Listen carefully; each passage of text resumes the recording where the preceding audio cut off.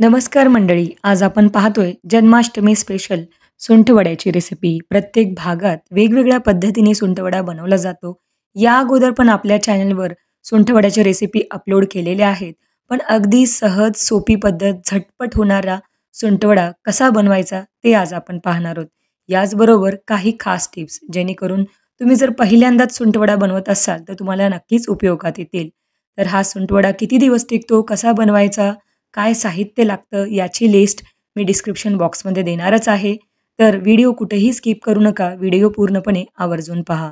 तर चला सुरुवात करूया रेसिपीला. सगळ्यात अगोदर 1 वाटी बदाम घेतलेले आहेत. वाटी जी आहे वजनी मोजली तर 200 ग्राम बदाम भरतात आणि 200 ग्रामचीच वाटी आहे. मिक्सरमध्ये बारीक वाटून घ्यायचं आहे.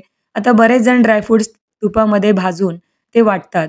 तर प्रत्येकाची पद्धत वेगवेगळी आहे. मी ऑलरेडी सांगितलेलं आहे आणि ऑलरेडी मी त्या पद्धतीने पण सुंठवडा अपलोड केलेला आहे. इथे आता आपण 1 वाटी काजू घेतलेले आहेत. तेही 200 ग्राम आहेत. आता व्यवस्थित हे काजू आणि बदाम दोन्हीही बारीक करून घ्यायचे. अगदी ज्यांना भरड आवडत असेल त्यांनी थोडीशी कोर्स टेक्स्चर ठेवलं तरी चालेल. आता दोन्ही जिन्नस व्यवस्थित मिक्स करून घ्या आणि ताटामध्ये बाजूला काढून ठेवा.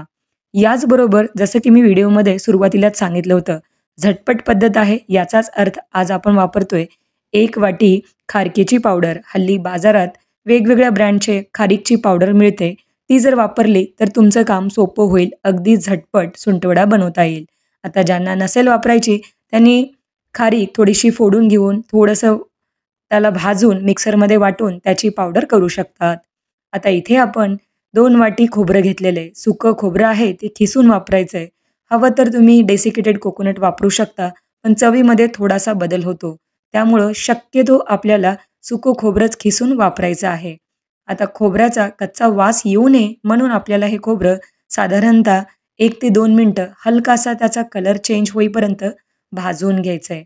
असं केल्यामुळं सुंठवड्यामध्ये जे काही खोबरं खायला लागतं ते अतिशय चवदार आणि रुचकर लागतं. म्हणून मी इथे भाजून घेतलेलं आहे आणि जर ते जास्त दिवस टिकवायचं असेल, तर मग जर खोबरं कच्चं असेल, तर कदाचित थोड्या दिवसानंतर त्याचा वास येऊ लागतो.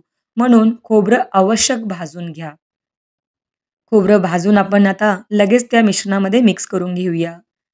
तुम्ही पाहू शकता अतिशय सोपी पद्धत, पटकन बनेल असा सुंठवडा आयत्या वेळीसुद्धा बनवू शकता.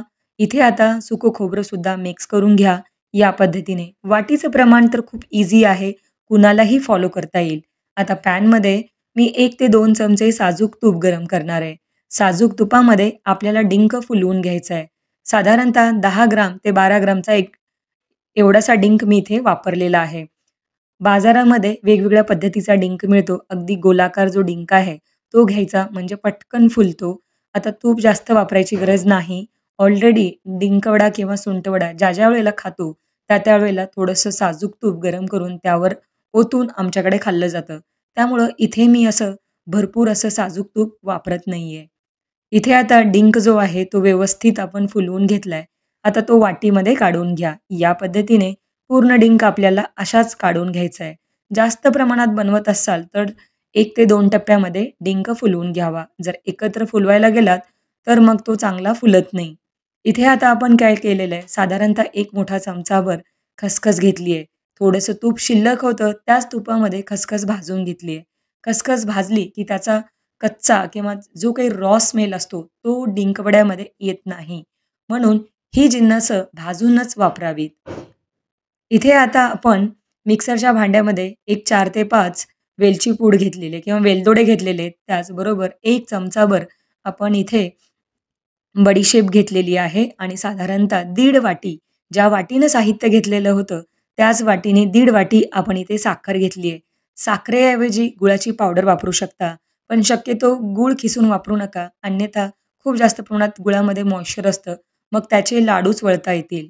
म्हणून जर गुळाची पावडर वापरायची असेल, तर तुम्ही आवश्यक वापरू शकता. म्हणजे साखर पावडरऐवजी गुळाची पावडर वापरावी. म्हणजे डिंकवडा जो आहे, तो अगदी सुटसुटीत होतो आणि मोकळासक तयार होतो.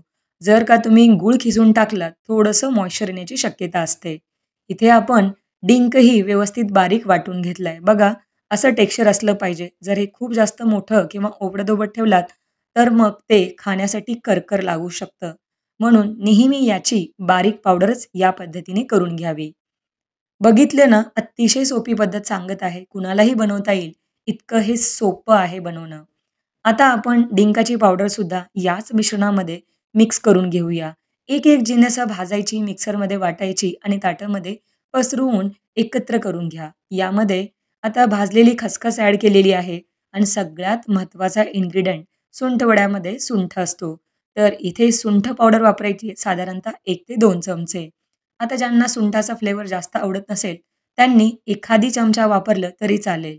पण सुंठ टाकली की सुंठ वड्याची टेस्ट अजून जास्त छान येते. आता सगळी जिन्नस व्यवस्थित चमच्यानी मिक्स करा. आता तुम्हाला जर चमच्याने व्यवस्थित मिक्स करता येत नसेल, तर मी केल्याप्रमाणे हातानेही मिक्स करू शकता. अगदीच देवाचा प्रसाद आहे. हाताने जर व्यवस्थित मिक्स केला, तर अजूनच छान.